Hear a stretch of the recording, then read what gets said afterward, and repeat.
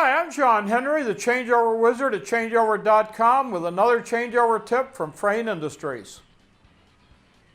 I've been using racing pit stops as a model for changeover for more than 20 years. The reasons and techniques are pretty similar in both motorsports and industry. My son knows me well, and he recently sent me a video of a new record pit stop by Red Bull's F1 racing team.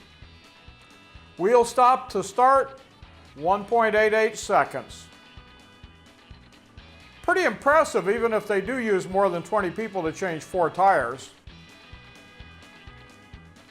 This led me to another video, a 20-minute interview with Gordon Murray. He was chief engineer at Brabham Racing in the 80s.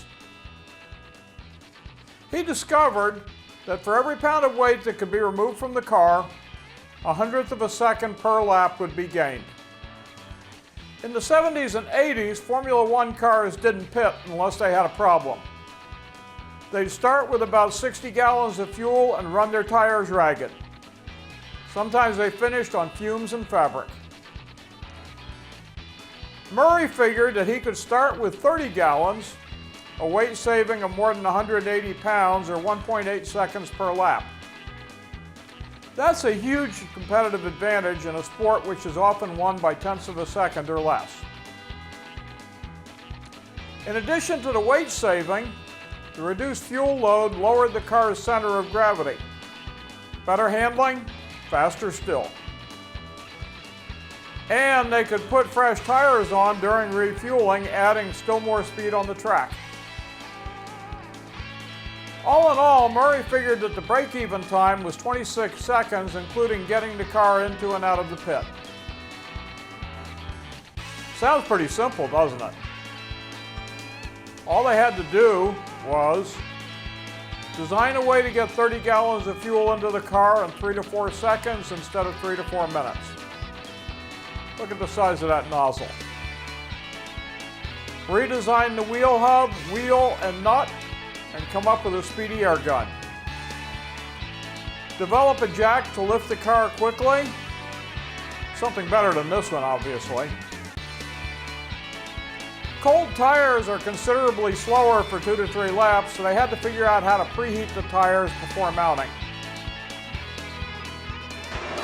The turbocharger would seize during idling. Keeping it cool during the pit stop was a neat trick. They had to do all this safely, with all steps in proper sequence, without spilling fuel or running over a crewman. Lots of problems to solve. The video explains in detail how they did it. Both videos are on YouTube and well worth your time. It's just like changeover. Everybody knows they need to reduce changeover times to increase capacity, cash flow, and get a competitive advantage. What's hard to see is how to do it. It takes vision, it takes inventiveness to come up with the solutions needed. One of the biggest drawbacks to any changeover project is, well, that's the way we've always done it. Break with the old. Don't be scared of new ideas. It's not that hard to reduce changeover times from hours to minutes if you really want to. Frayne breaks with the old ideas too. Who ever thought of temporarily renting entire packaging lines to try a new product? Who could believe that it's possible to provide packaging and processing machinery, literally off the shelf, delivered in days rather than months? Frayne did.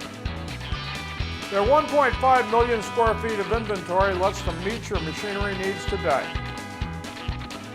Visit them online at www.fraynegroup.com. Better yet, visit their plant in Carroll Stream, Illinois, minutes from Chicago's O'Hare Airport. You won't believe it until you see it. I'm John Henry.